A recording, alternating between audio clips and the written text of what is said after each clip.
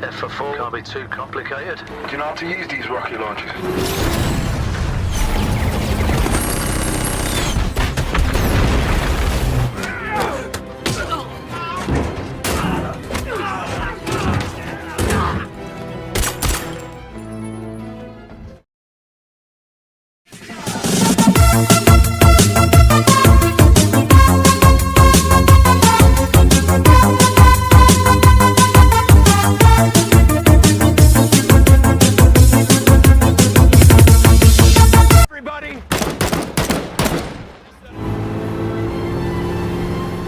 Film pun dibuka dengan memperlihatkan sebuah perampokan brutal di sebuah laboratorium di Ukraina. Di sana mereka membantai seluruh petugas dan ilmuwan sampai akhirnya mereka mengambil sebuah koper yang entah apa isinya, lalu meledakkan tempat itu dengan sebuah bom. Kejadian itu pun membuat pemerintah setempat marah, lalu mengutus salah seorang agen rahasia bernama Nathan. Dia diminta untuk memburu para teroris tersebut karena mereka sudah merebut sebuah koper yang di dalamnya berisikan pemicu sebuah senjata yang sangat amat mematikan.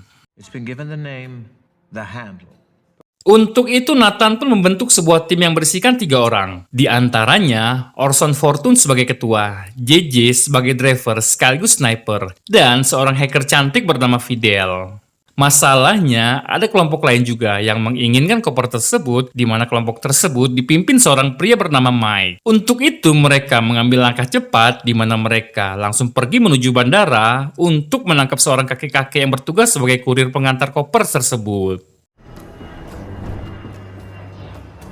Saat di sana mereka pun membagi tugasnya masing-masing, yang mana Fidel bertugas mengawasi dan meretas CCTV di bandara serta memandu timnya melalui headsetnya. Sedangkan JJ dan Orson beserta 2 figuran wanita lainnya bertugas untuk mengawasi si kakek. JJ, take the beast this. Jane, he's heading your way. In position. Q. Think I got him. Not a threat or a black belt in Mogadishu.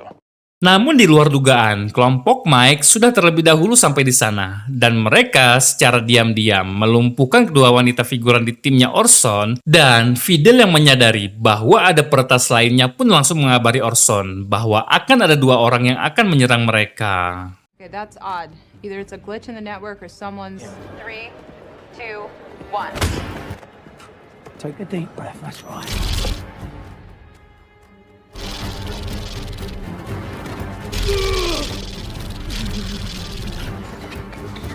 Selesai dengan itu mereka pun langsung keluar untuk mengejar si kakek. Namun di luar si kakek justru dibawa oleh 2 orang bawahannya Mike, dan yang terjadi selanjutnya...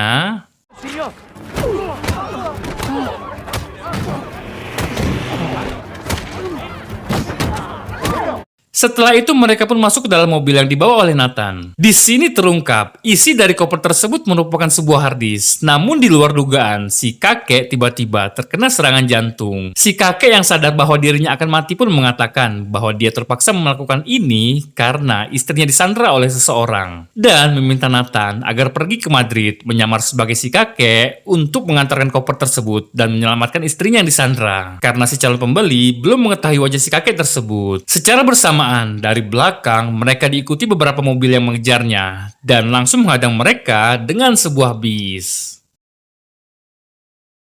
JJ, lock the doors.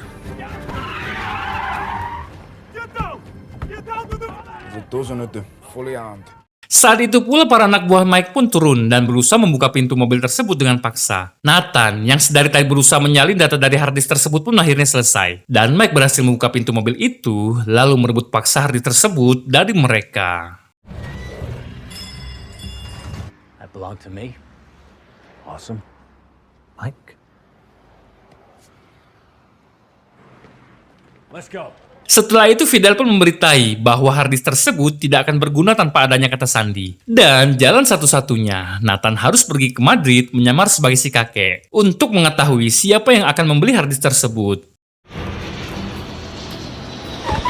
Saat di Madrid, Nathan pun menyamar menjadi si kakek dan bertemu dengan si pembeli. Dari kamera tersembunyi, Fidel mengidentifikasi salah satu dari mereka bernama Ben Harris, yang mana dirinya merupakan seorang pengacara dari seorang bos mafia penjual senjata ilegal bernama Greg Simon. Orson yang melihatnya pun terlihat pesimis karena Simon merupakan seorang mafia yang sangat lincah dan dia adalah penjual senjata ilegal terbesar di dunia. He only uses Ben Harris on his biggest deals, and if he's turned up, he's impossible to catch. Very elusive, in person. Speaks for itself. Namun di sini Fidel melihat sebuah celah yang mana Simon sangat menyukai anak yatim dan sangat mengidolakan seorang artis bernama Danny Francisco. Untuk itu, mereka pun bergegas pergi menuju Amerika. Untuk bertemu Danny, mereka akan memanfaatkan Danny sebagai umpan untuk mendekati Simon. Wake up, everybody! Dengan menyamar sebagai manajer barunya Danny, Orson pun berhasil lolos untuk kemudian mendekatinya. Di sini, Orson meminta Danny untuk ikut bersamanya menghadiri sebuah pesta penggalangan dana yang diadakan oleh Simon di Prancis. Dengan tegas, Danny pun menolak ajakan tersebut. Namun Dennis ketika terdiam ketika Orson menunjukkan sebuah video panasnya Danny yang berselingkuh dengan adik iparnya. Tak ingin karirnya hancur karena video panas tersebut, Danny pun menyetujui ajakan tersebut.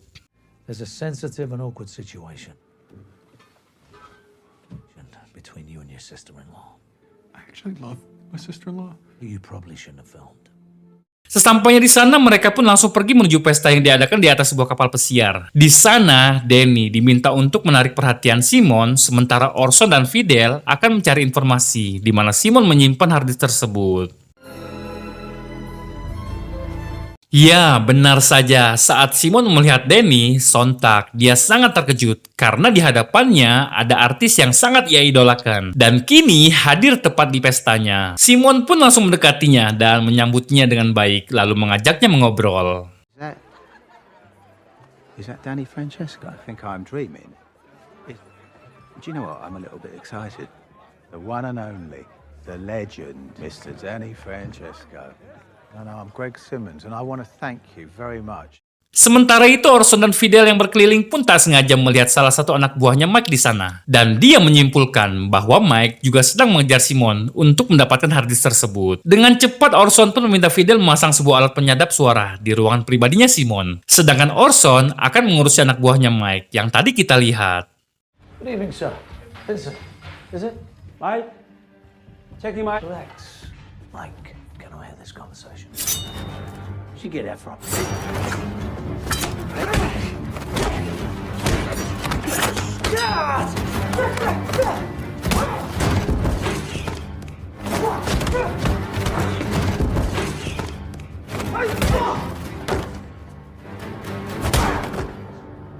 Fidel sendiri hampir saja kepergok oleh Ben Harris, pengacaranya Simon. Beruntungnya, Ben Harris sama sekali tidak mencurigainya. Have a great night. You too.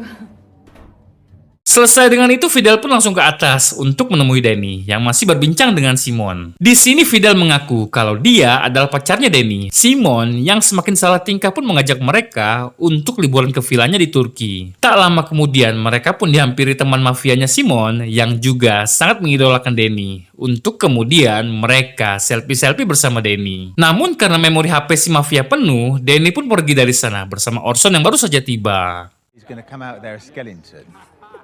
Why don't you just crowd around a little tighter? Yes. Take him away before you three bears chew the meat off his bone. Danny, your manager is here to save you.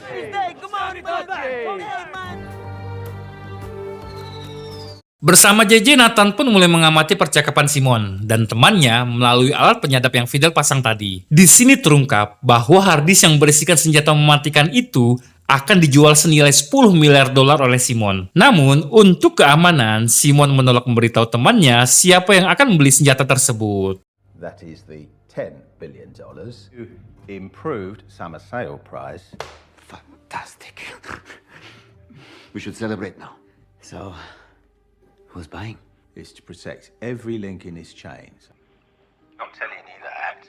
Keesokan harinya, Orson dan kawan-kawan pun berkumpul untuk membahas kemungkinan siapakah orang yang akan membeli senjata itu pada Simon. Namun karena mereka tidak menemukan petunjuk dalam hal ini, Orson pun bersedia akan mendatangi rumah salah satu dari mereka dan mencuri data-data calon pembeli senjata itu pada Simon. I can get inside the Ukrainians. Well, I think Orson is right. Pada malam harinya, Orson pun terlihat di sebuah rumah. Salah satu temannya Simon, Orson membawa setabung gas bius dan Fidel melalui handsetnya menuntun Orson untuk mengalirkan gas bius itu melalui AC ruangan di rumah itu. Setelah seluruh orang di rumah itu pingsan, Orson pun dengan santai masuk ke dalam rumah tersebut. Dengan bantuan Fidel melalui headsetnya, Orson berhasil membuka brankas dan menyalin seluruh data yang ada di dalam laptop temannya si Simon. Untuk menutupi semua itu, Orson mencuri seluruh barang berharga mereka agar ketika mereka sadar, mereka mengira bahwa itu adalah murni sebuah perampokan. Down, sweetheart. We'll pick you up at the front gate. Still 2 guards patrolling. Exit via the front. Namun tak diduga saat Orson akan pergi dari sana, dia dihadang oleh 2 orang penjaga yang tidak pingsan. Lalu yang terjadi selanjutnya... Hurt me. Come on. Take my hands. I will shoot you. God stopped him. Not a problem. And 3 cracked ribs. Sorry, sir. He's crying for mama.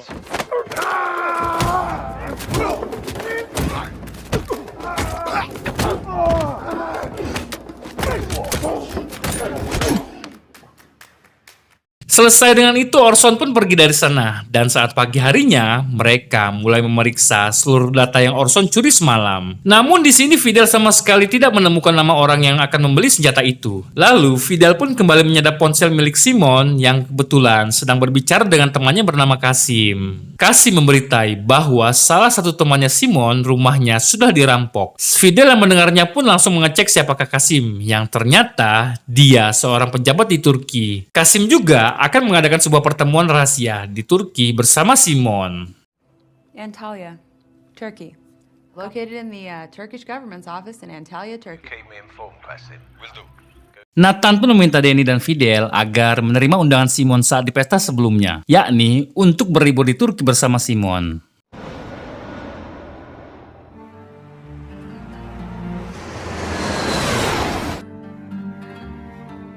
Sesampainya di sana, mereka pun disambut langsung oleh Simon. Lalu Simon memamerkan beberapa mobil mewahnya. Di sini, Danny sangat tertarik dengan salah satu mobil milik Simon, sebuah Mustang merah. Simon tanpa berpikir panjang, dia langsung memberikan mobil itu kepada Danny. Unique selling point. So, tell me. You don't strike me as a warrior, Greg. How did the leap from millionaire to billionaire change you? Slow down. Sementara Simon test drive bersama Danny, Fidel pun melanjutkan aksinya, di mana dirinya langsung meretas seluruh kamera di gedung tersebut. Di lain sisi diperlihatkan, JJ dan Orson yang saat ini sedang mengawasi Kasim di sebuah kafe. Di luar dugaan, ternyata di sana ada Mike yang juga memantau pergerakan Kasim. Sementara itu Fidel sendiri berhasil meretas komputer milik Simon. Faktanya, senjata yang akan Simon jual adalah hanya ratusan AK-47 hasil curian, bukanlah harddisk yang mereka cari selama ini. Mengetahui itu Fidel pun langsung memberitahu Nathan, dan Nathan meminta Orson untuk segera mundur karena selama ini mereka sudah salah orang. Berbeda dengan Nathan, Orson justru yakin bahwa Simonlah pembeli senjata itu karena kini ia sedang mengikuti Ben Harris yang entah mau kemana. All right, get out of there and get back as soon as you can. Handle its firearms. We're following the wrong rabbit. We're back with our old friend, Ben Harris.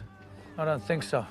Ben Harris sendiri sudah menyadari bahwa dirinya tengah diikuti oleh Orson. Dengan cepat, dia pun langsung mengirim pesan pada Simon kalau dirinya tengah diikuti oleh manajernya Danny Francisco. JJ yang sudah meretas ponsel Ben Harris pun membaca pesan itu dan memberitahu Orson bahwa dirinya sudah ketahuan karena Ben Harris mengenalinya. Kemudian, baku hantam pun tak terelakkan. We're burned. He's recognized her. I'm looking for the harbor. This way, sir. Thank you.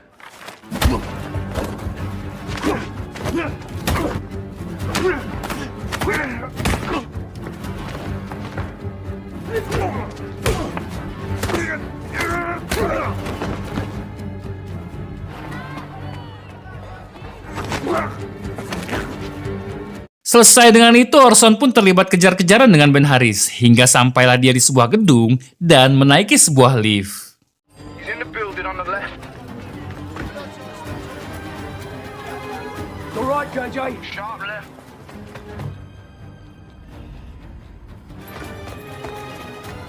Orson yang tidak menyerah begitu saja pun dia mengejarnya melalui tangga. Dan saat di atas, Ben Harris memasukkan HP-nya ke dalam saku seorang figuran di sana. Karena ia sudah tahu bahwa HP-nya tengah disadap. Sehingga saat Orson tiba di atas, dia pun kebingungan. Karena titik lokasi HP Ben Harris tepat di situ. Namun dia tidak ada di sana. Kemudian saat Orson melihat ke bawah, dia melihat pria malang tadi sudah tewas di dasar. Di sini Orson menyadari bahwa dirinya sudah dijebak. Lalu yang terjadi... That isn't Ben Harris. What do you mean it's not Ben Harris? Hold on, I'm just pulling up. What do you do that for?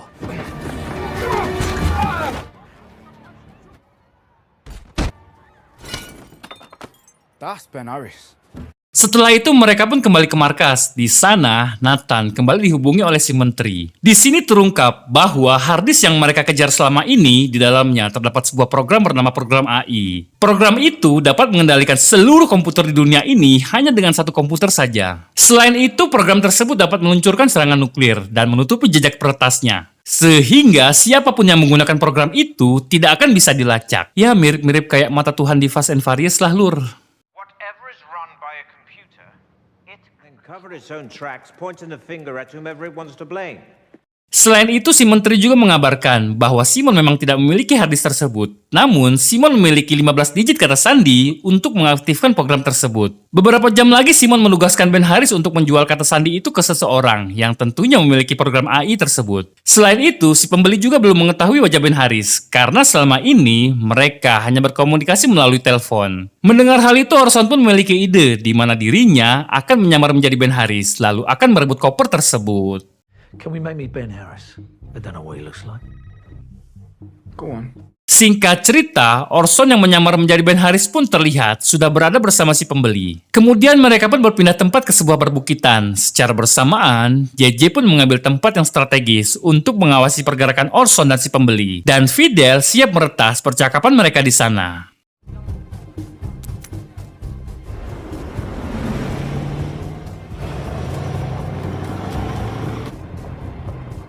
What are you doing? Well, I need to make Orson. You sound like Greg's lawyer. I suggest you get ready for your next scene. Which is? The getaway. I'll see you in the garage.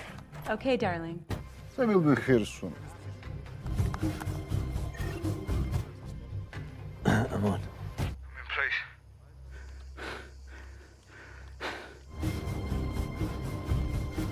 Setelah semuanya siap dan Orson sudah bersama si pembeli, dia pun menelpon Simon untuk meminta 15 digit kode akses dan dengan bantuan Fidel, dia merubah suara Orson agar sama menjadi suara Ben Harris. Alhasil, Simon pun terkecoh tanpa menyadari bahwa yang berbicara dengannya adalah Orson. Simmons. We're connected. Mr. Simmons, we're connected. We're good. Holding. Simon pun langsung menyebutkan satu persatu kata sandi. Hingga saat transaksi selesai, di luar dugaan, pasukan Mike tiba di sana menggunakan helikopter. Alhasil, penyamaran Orson pun ketahuan dan baku tembak pun tak terelakkan. JJ?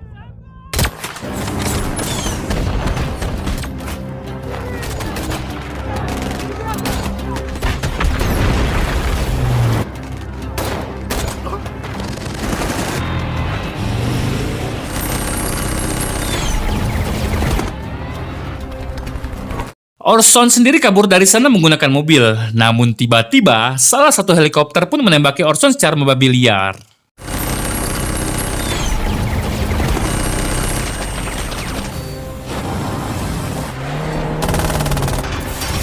Sampai akhirnya Orson menghentikan mobilnya karena di hadapannya ada Mike bersama antek-anteknya yang berhasil menangkap si pembeli. Lalu Mike dengan santai menembak si pembeli hingga menjemput ajalnya.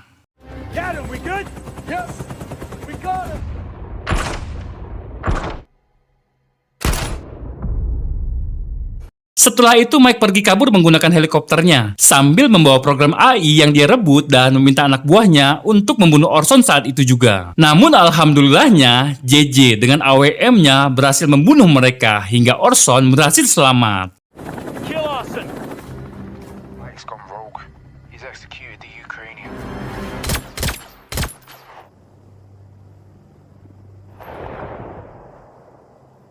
Fidel sendiri berhasil menggagalkan transfer uang transaksi tersebut lalu kabur bersama Danny. Secara bersamaan Simon baru sadar bahwa Ben Harris yang asli sudah mati. Dia meminta anak buahnya untuk menghentikan Fidel dan Danny. Hingga terjadi aksi kejar-kejaran layaknya Fast and Furious.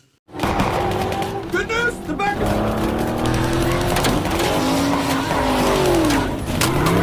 You can't control the back end!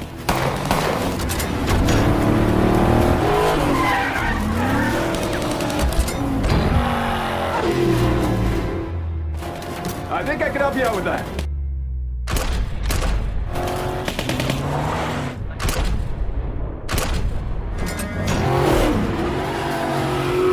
Di perjalanan, Fidel berhasil menjatuhkan satu mobil anak buahnya Simon. Lalu aksi kejar-kejaran kedua pun berlanjut, sampai akhirnya mereka masuk ke dalam terowongan dan bertemu dengan Orson yang menggunakan helikopter yang entah dari mana ia dapatkan. Dan yang terjadi selanjutnya... For forward, half a rocket.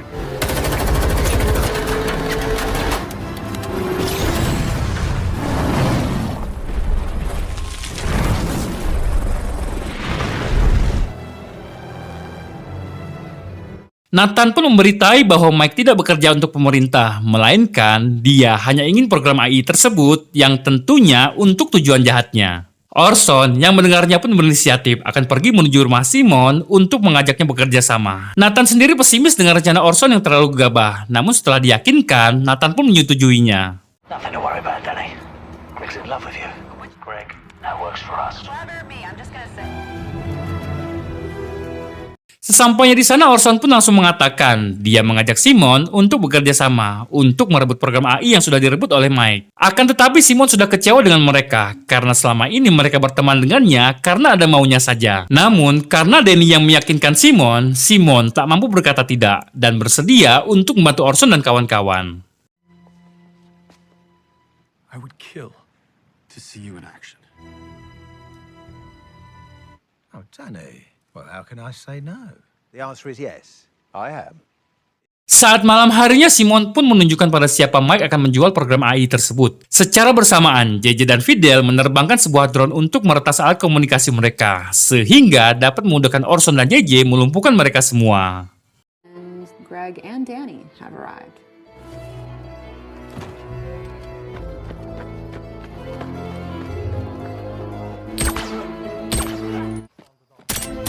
I have the two on the right.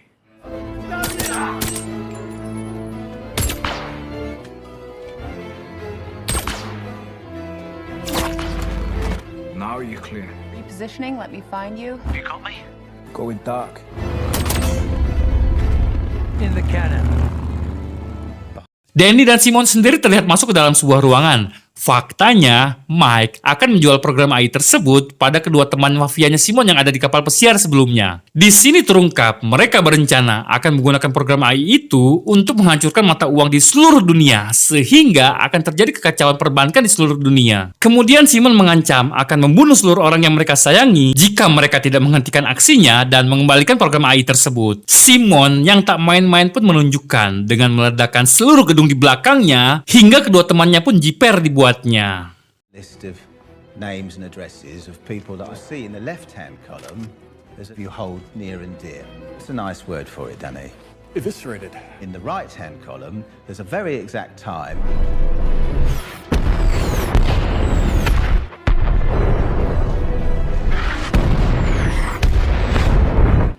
Mike, that's my mom there. Secara bersamaan, Orson pun sudah sampai di dalam gedung dan menghabisi satu persatu musuh di sana.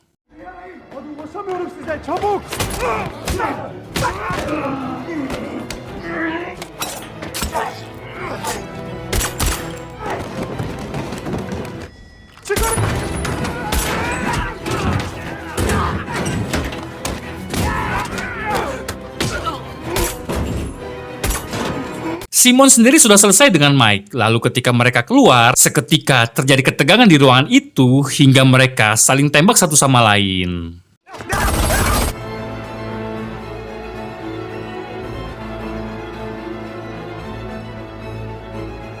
Tak lama kemudian, Orson pun tiba di ruangan itu. Namun saat memeriksa kopernya, dia dikejutkan dengan Mike yang sekonyong-konyong menyerangnya dan pingsan karena dihantam oleh Orson. 2, 1.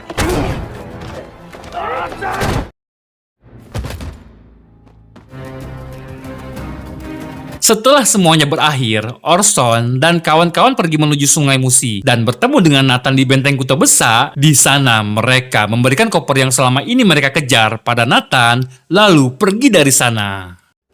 See you next Tuesday.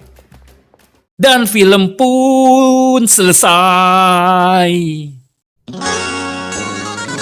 Aku suka susunya. Selamat berpuasa, bro. Yang kuat ya puasanya, bro. Aku suka subscribe. Jangan lupa subscribe bro.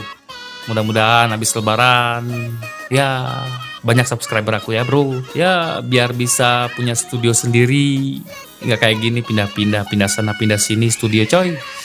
Hari ini rekaman di sini, hari besoknya rekaman di sana. Aduh, pusing. Ya, subscribe ya lur ya. Ditonton ya semua video aku ya. Selamat berpuasa. Mohon maaf lahir dan batin ya lur ya kalau kemarin-kemarin ada salah-salah kata atau membuat menyinggung kalian ya, atau buat menyinggung kalian kata-kata aku lur ya. I love you. Assalamualaikum.